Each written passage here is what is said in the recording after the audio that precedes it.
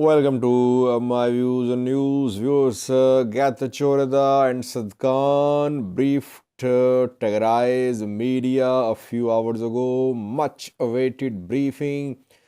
What did the two say about the peace agreement? Which narrative is being adopted by Tigray's military and political leadership to make the Pretoria Agreement acceptable to people of Tigray, opposition of Tigray, Tigrayan diaspora?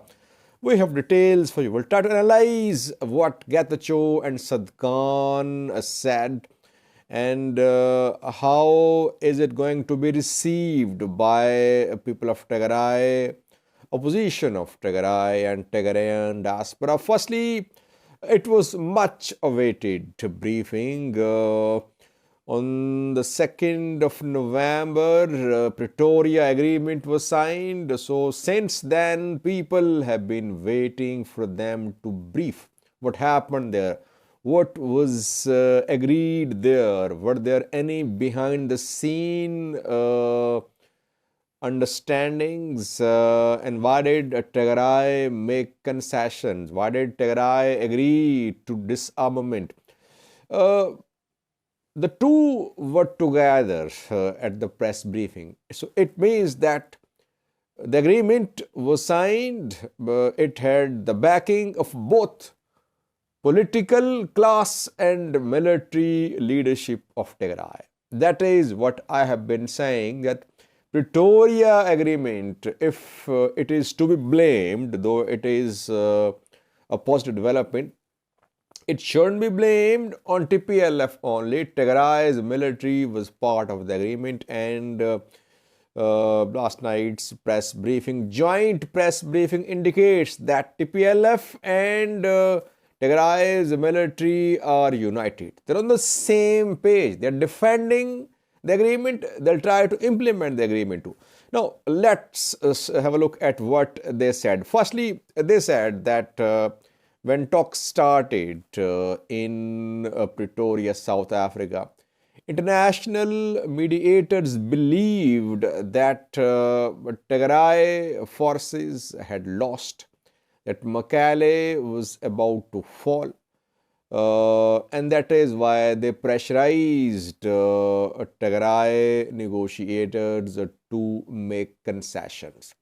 Some concessions had to be made by Tigray negotiators. I'm speaking almost quote unquote. Though Tigray kept on fighting biggest armies of Africa, Eritrean army, Ethiopian National Defense Force, regional forces. So Tigray kept on fighting and attackers were trying to enter Mekelle. That is why talks were delayed. Getachew Tsadkan said the talks were not delayed, they were prolonged in Pretoria because the other side was hoping to enter Mekelle, but it could not. So mediators believed that Tigray did not have military leverage. They convinced Tigray side to make concessions, and Tigray side did make concessions. Why did Tigray make concessions? What did the two say? How are they trying to sell the agreement? Both said that they signed the agreement for the people of Tigray, to alleviate the suffering of the people of Tigray, that people were dying of hunger, they're being displaced, and there was an attempt to dismantle Tigray's institutions. So they saved the people of Tigray through this agreement. That is what is being claimed by the two influential figures from Tigray. Negotiation about disarmament. What was Ethiopian government's position? Ethiopian government negotiators in Pretoria demanded Tigray forces to surrender heavy weapons in 24 hours, light weapons in 72 hours, and that immediately Tigray forces should be sent to camps.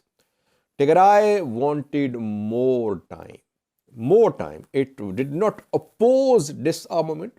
That just shows that Tigray negotiators believed that they were in a weak position militarily, and that is what they were. That is what we have been saying since the 2nd of November, that Tigray did not have military leverage at the table. Military leverage was lost by Tigray forces when Tigray forces lost Shiraro and then cities along B30 highway. So ENDF wanted immediate surrendering of heavy and light weapons by Tigray forces. Talks were held. Tigray wanted more time. Ultimately, the two sides agreed on a timeline of 30 days. Getachew Tsadkan both are standing by the disarmament. They still maintain that whatever has been agreed in Pretoria and in Kenya must be implemented. Getachew said a line which speaks what is going to happen. He said, a few artilleries and tanks cannot ensure the safety of our people. It means they're going to surrender heavy weapons. So there should be no confusion here. They talked about disarmament, and they said that the disarmament and withdrawal of foreign forces are linked. Tigray forces will surrender weapons in conjunction with the withdrawal of Eritrean army and other forces from Tigray. So they are trying to sell this agreement as an achievement by Tigray's military and political class, that the class saved innocent, common, suffering Tigrayans who were suffering, and it was required to alleviate their suffering. They talked about other issues too. They said that international community mediators were suspicious that Tigray could start another round of fighting. And there was lack of trust. That is why trust should be built. The two lashed out at Eritrea. That Eritrea is the one which is benefiting from this crisis. I think that is what we have been saying, that Eritrea is coming out stronger of this conflict, though they suffered some military losses. But starting from November 2020 till November 22, it is Eritrea which has emerged as a stronger party in this conflict. That is what I've been saying for months, and Getachew Tsadkan both agreed that Eritrea is the benefactor of this conflict. They urged Ethiopian government that and mediators that they should not allow this agreement to be undermined by Eritrea and by those who have been trained by Eritrea. So they were referring to Amhara forces, Amhara militias, which were trained, Afar militias by Eritrea. They urged media, they urged Tigrayans to be united, to avoid hate speech, and they asked Tigrayan diaspora to stay united, to continue supporting Tigray like they did. They said only unity of Tigray people can secure their safety. Artilleries and tanks cannot ensure their safety and security, though their consistent position before Pretoria Agreement was that TDF was the guarantor of their security. And TDF obviously means Tigray's military equipment too. But they have changed their position here now. They say now that tanks, artillery pieces cannot secure the safety of the people of Tigray. They talked about ongoing situation. They said fighting has stopped completely. But Eritrean military is committing atrocities in Tigray.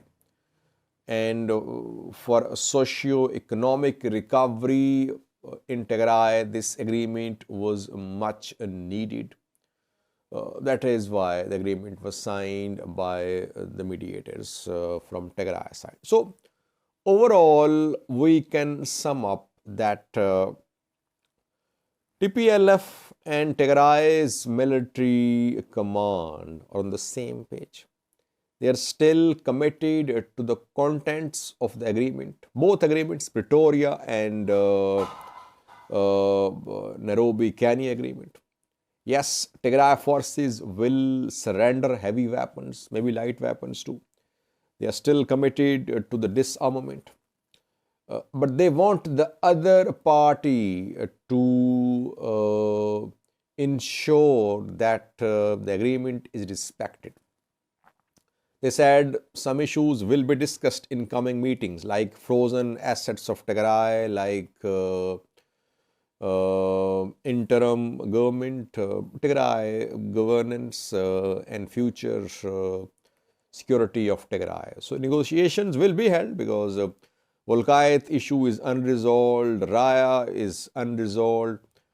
I don't think they said a word about Volkayth, about its future status, what is going to happen, were there any underhand, behind the scene understanding. They did not say a word. Overall, a positive gesture shown by the two Tigray leaders is that they are fully committed to the implementation of the agreement. How would this press briefing be received within Tigray and outside Tigray? I think people will keep on challenging TPLF and Tigray's military too. Only question is, why was this war inevitable? The war could have been avoided in November 2020. Why did Tigray forces keep on fighting? Tens of thousands lost in the last 2 years. If the only objective was respect for Ethiopian constitution, such guarantees could have achieved in November 2022. Why was this war necessary? So questions are still there. TPLF, Tigray's military, they are not acknowledging that they have made mistakes. They have committed some blunders, military blunders too, in terms of strategy, political blunders too. Maybe in a separate video we'll try to have a look at the blunders, but no signs of any remorse, any regrets. TPLF, TDF, they want to move on with people backing them. They want unity, they want media to back this agreement. Thank you for watching.